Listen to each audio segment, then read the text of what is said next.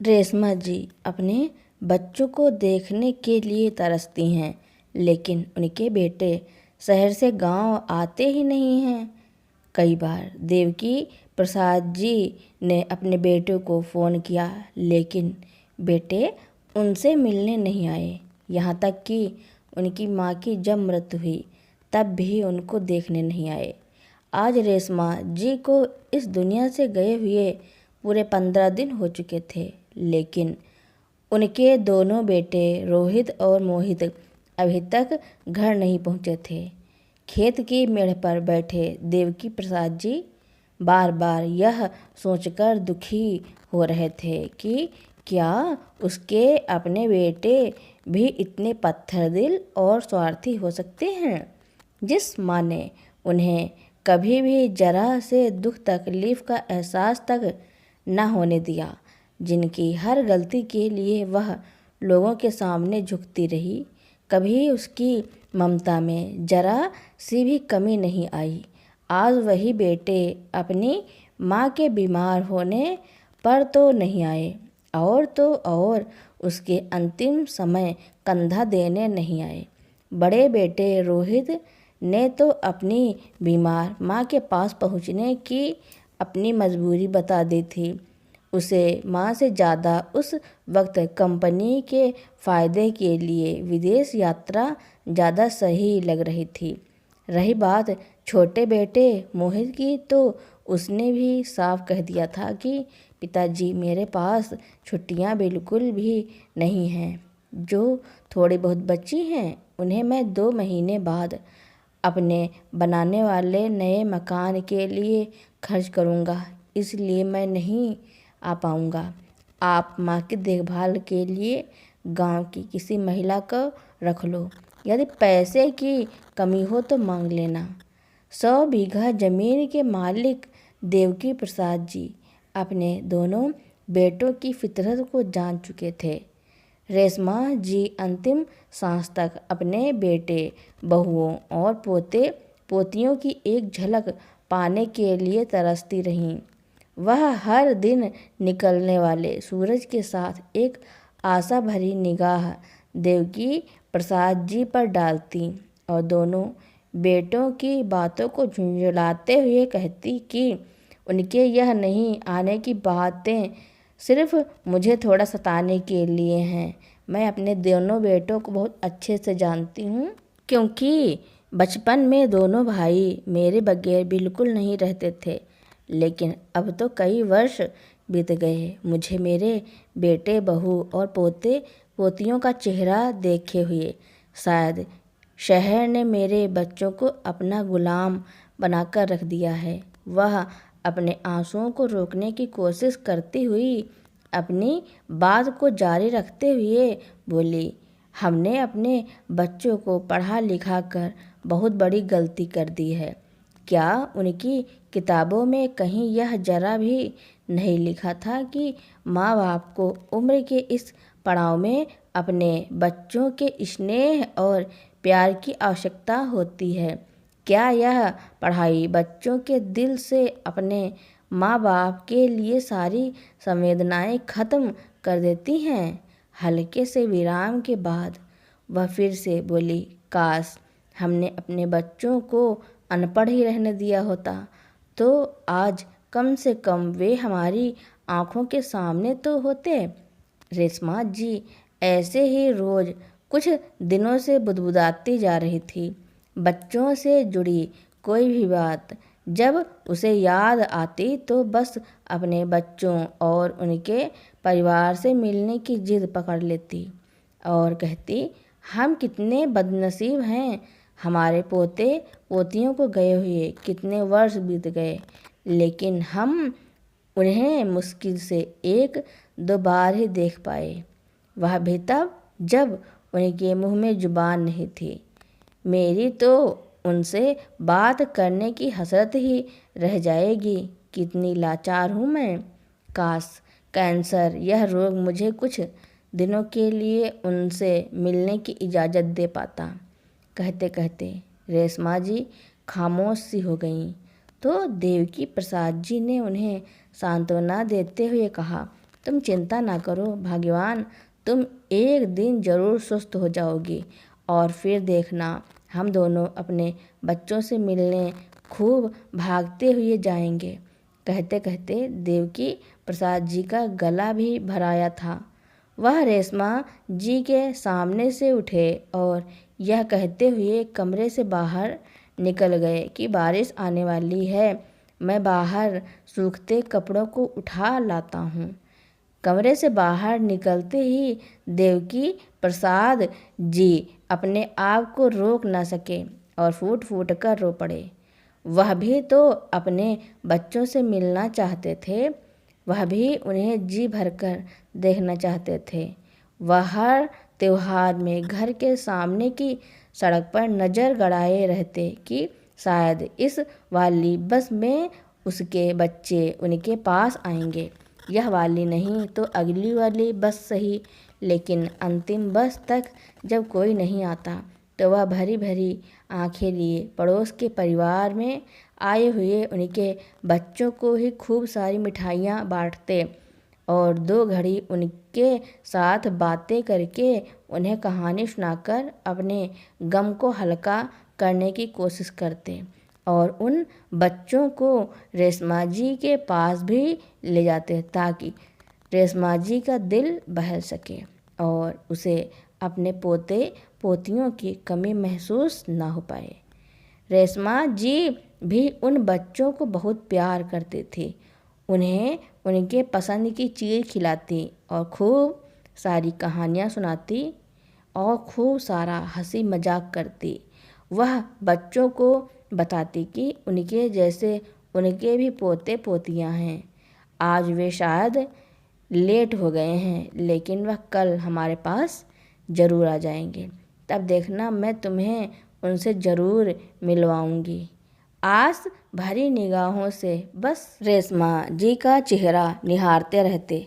देवकी प्रसाद जी रेशमा जी को कहते कि वे दोनों बहुत अभागे हैं जो उन्हें अपने बेटे बहू और पोते पोतियों का सुख कभी प्राप्त नहीं हुआ। पोते पोतियों को अपनी गोद में खिलाने, उनकी प्यारी प्यारी बातें सुनने के अरमान ही रह गए तो रेशमा जी उनको भावनात्मक सहारा देते हुए कहती, आप भी ना बेकार की बातें अपने दिमाग में लाते रहते हो।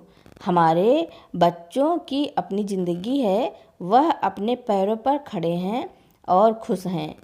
हमें उनकी खुशी में ही अपनी खुशियों को ढूंढना चाहिए। गांव बुलाकर क्यों हम उनकी तरक्की में बाधा डालें।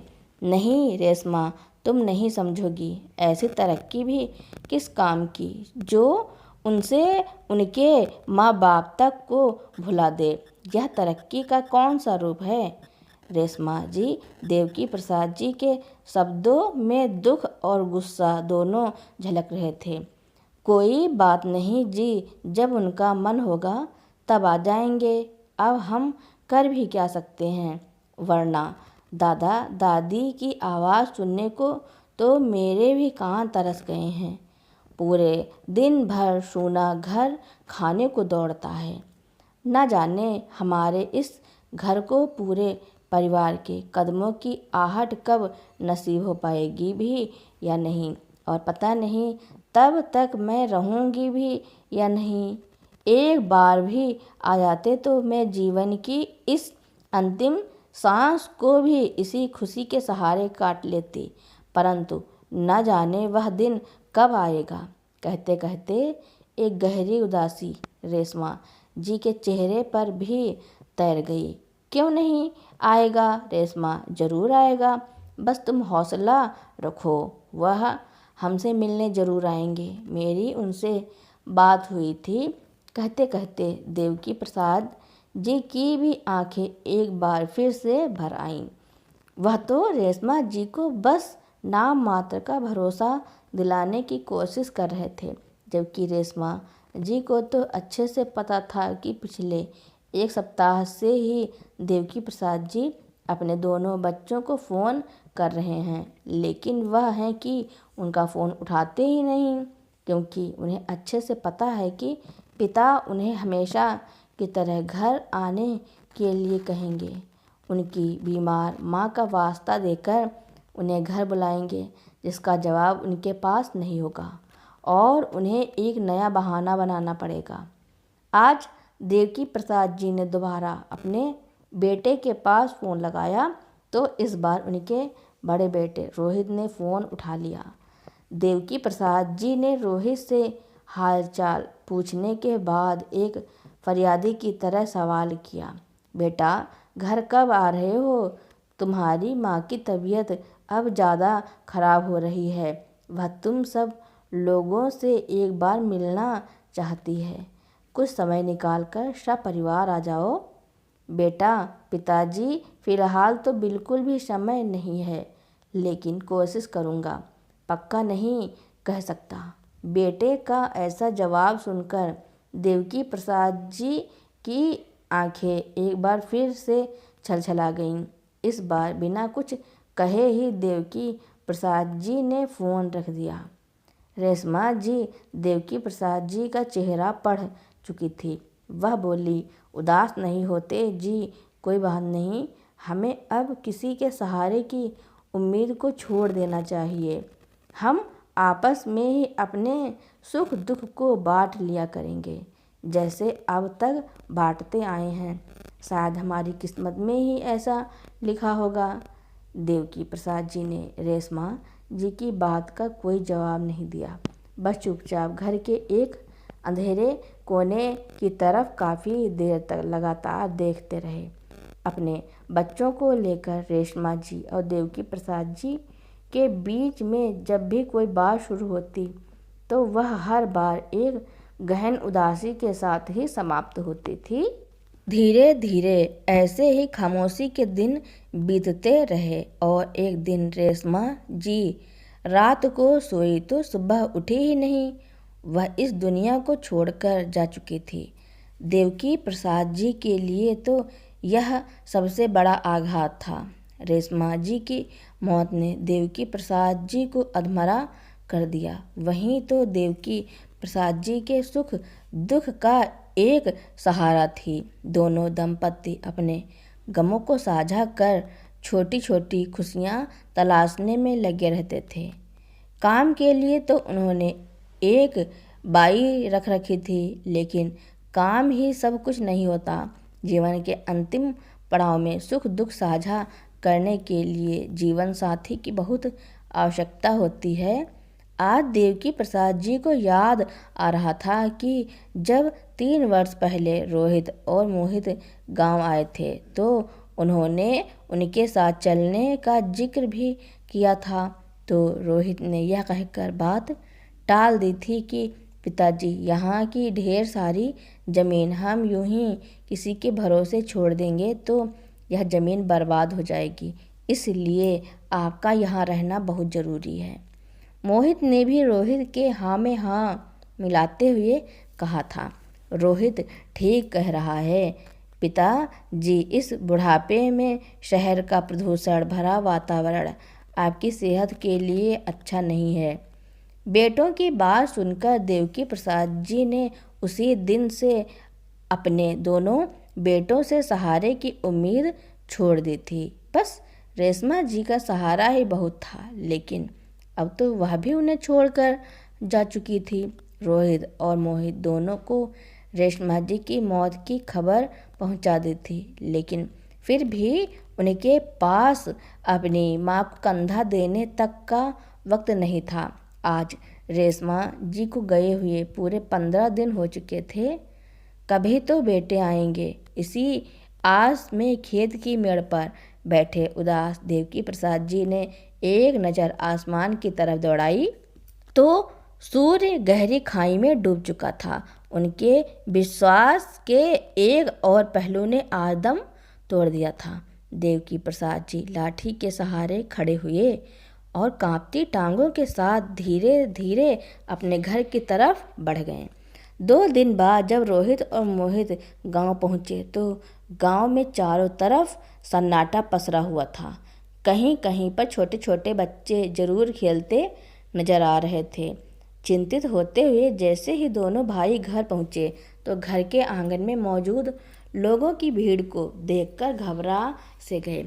भीड़ को चीरते हुए आगे पहुँचे तो देखा कि सफ़ेद कफन में ढकी देवकी प्रसाद जी की लाश को अंतिम यात्रा के लिए तैयार किया जा रहा था। इससे पहले कि रोहित और मोहित कुछ कहते या पूछते, गांव का एक बुजुर्ग व्यक्ति आगे बढ़कर उन्हें चिट्ठी थमाते हुए बोला, देवकी प्रसाद जी ने कहा था, आप दोनों जब भी घर आओ तो आप इसे ज़रूर पढ़ लें। साथ ही साथ तुम्हारे बाबूजी की अंतिम इच्छा यह भी थी कि आप उन्हें मुखाग्नि ना दें। मुझे उम्मीद है कि आप उनकी अंतिम इच्छा का सम्मान करेंगे। यह सब सुनकर रोहित और मोहित हैरान रह गए। सभी गांव वासियों की अजीब सी घूरती और क्रोध भरी नज़रों का सामना कर पाना उनके लिए मुश्किल हो रहा था। रोहित के आँख के इशारे पर मोहित भी उसके पीछे पीछे चल के एक कोने में पहुंच गया। हाथ में पकड़ी चिट्ठी में लिखी बातों को जानने के इरादे से रोहित ने धीरे से चिट्ठी को खोला और पढ़ना शुरू किया। मेरे प्यारे बच्चों, जब तक तुम आओगे शायद मैं इस दुनिया में ना रहूं। झुर्री भरे इस चेहरे में तुम्हें मेरी इस पीड़ा का शायद जरा भी एहसास नहीं होगा, इसलिए मैं सारी पीड़ाएं अपने साथ लिए जा रहा हूँ।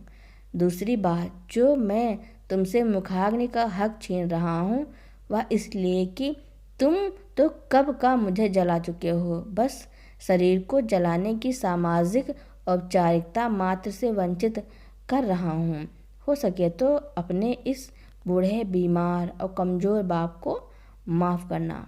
तुम्हारी माँ तुम्हारी एक झलक पाने के आस लिए अंतिम सांस तक दरवाजे पर टकटकी लगाए तुम्हारा इंतज़ार करती रही, लेकिन तुम ना आई।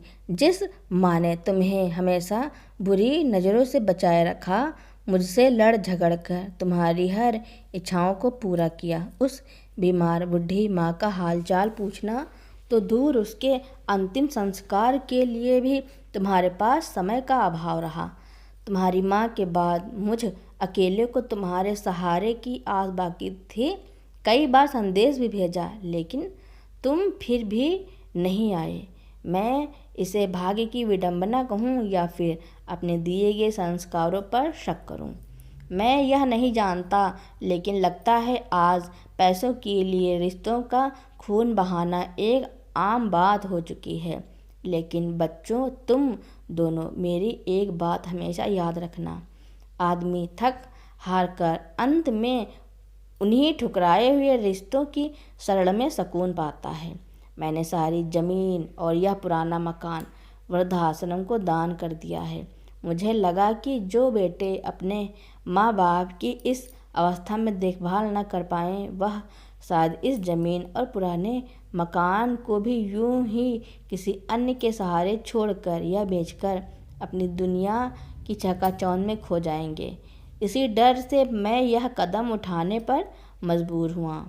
जानता हूँ कि मेरा यह निर्णय तुम्हारी नज़रों में माफ़ी के काबिल नहीं होगा, इसलिए मैं तुमसे माफ़ी की फरियाद भी नहीं करूँगा, लेकिन इतना ज़रूर कहूँगा कि तुम इस गांव में बसने का ख्याल भी अपने मन में कभी मत लाना, क्योंकि मैं नहीं चाहता कि तुम्हारी तरह की औलाद इस गांव में रहकर मेरी तरह किसी और देवकी प्रसाद की अंतिम सांझ को दुखों के पहाड़ तले दबा दे। मुझे आशा है कि तुम मेरी यह इच्छा अवश्य पूरी करोगे। बच्चों, मैंने अपने जीवन के अंतिम पड़ाव को बहुत कष्टों और दुखों में बिताया है, लेकिन आप दोनों, मैं कभी यह दिन ना आए, ईश्वर से यही फरियाद करता हूँ और अपने लिए ईश्वर से यही दुआ मांगता हूँ कि अगले जन्म में मुझे कोई औलाद ना दे, क्योंकि इस जन्म में ही औलाद के सुख से मेरा जीवन भर गया। मेरे बच्चों, मेरी बातों का बुरा मत मानना, क्योंकि हो सकता है तुम्हारा बाप अकेलेपन की पीड़ा को झेलते झेलते सठिया सा गया हो। मेरा अंतिम प्रणाम, तुम्हारा अभागा बाप, देवकी प्रसाद। चिट्ठी को पढ़कर रोहित और मोहित के चेहरे पर अजीबोगरीब भाव उतर आए। गुस्से में चिट्ठी को टुकड़े टुकड़े करके दोनों भाई एक दूसरे के गले लगकर फूट फूट कर रोने लगे। आंगन में आकर देखा तो पूरा आंगन खाली हो गया था। एक एक करके सभी लोग देवकी प्रसाद जी की अंतिम यात्रा के लिए जा चुके थे और वह दोनों भाई खाली पड़े आंगन में बैठकर फूट फूट कर रो रहे थे और पछतावे की आग में जल रहे थे। आज चाह कर भी वह दोनों भाई अपने पिता की अंतिम यात्रा में शामिल नहीं हो पाए। अब रोहित और मोहित को अपने किए पर बहुत पछतावा हो रहा था। उन्होंने जो अपने माँ और बाप के साथ किया वह बहुत गलत था, लेकिन अब पछताने से कोई फ़ायदा नहीं, क्योंकि माँ बाप तो यह दुनिया छोड़कर जा चुके थे। गांव के लोग भी उन पर थू थू कर रहे थे कि कैसी औलाद है जो अपने माँ बाप के नहीं हो सके, वह दूसरों के क्या होंगे। तो दोस्तों, देवकी प्रसाद जी ने अपने बेटों के लिए जो चिट्ठी लिखी उसके बारे में आपका क्या कहना है और यह कहानी आपको कैसी लगी कमेंट में ज़रूर लिखना।